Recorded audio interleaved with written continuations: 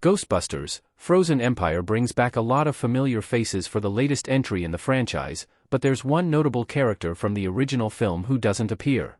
Ghostbusters, Frozen Empire reunites the surviving original Ghostbusters, explaining how and where they fit into the world that has largely accepted a new generation of Ghostbusters. This also extends to supporting characters and minor villains.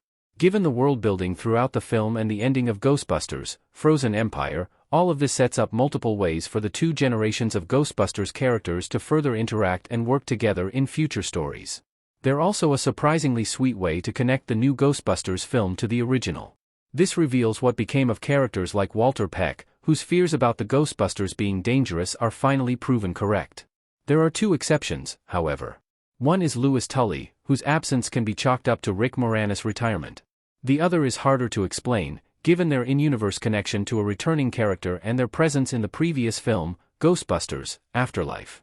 If there are any prospective follow-ups to Ghostbusters. Sigourney Weaver doesn't return in Ghostbusters, Frozen Empire despite Afterlife's setup.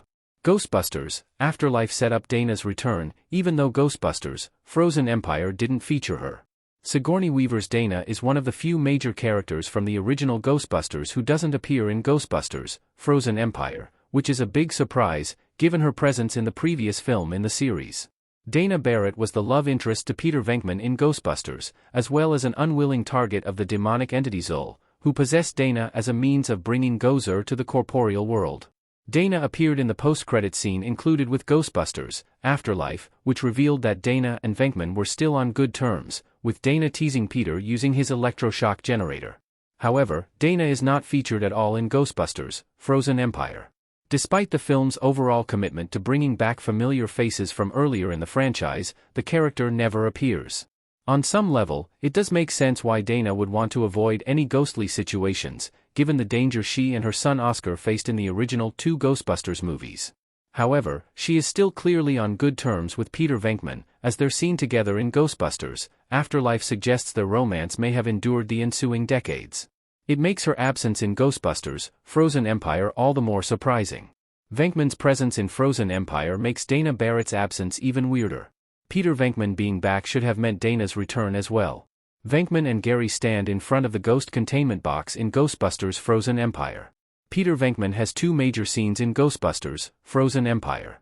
Venkman is revealed to be a part of Winston Zeddemor's Paranormal Research Center, with an office suggesting his consistent presence at the facility. Venkman is the one who initially tests Nadim's potential as a ghost-busting firemaster, using his aggravating attitude to needle him into exposing his supernatural abilities.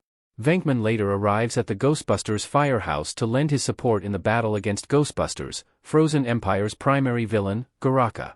Venkman offers some sly comedy in the sequence but doesn't contribute much to the final fight before being briefly frozen. The post-credit scene from Ghostbusters, Afterlife suggests that Dana is a part of Venkman's life, and would therefore be aware of his involvement in Winston's plans for the future. That makes her absence from Ghostbusters, Frozen Empire all the more surprising. Given her experience with the supernatural, her expertise and perspective would make sense at Winston's Institute. She could also offer a unique perspective on the film's supernatural elements, as Dana has always been defined by her more grounded portrayal than the rest of the franchise's characters. She could have been perfectly used to help convince Nadim of the supernatural.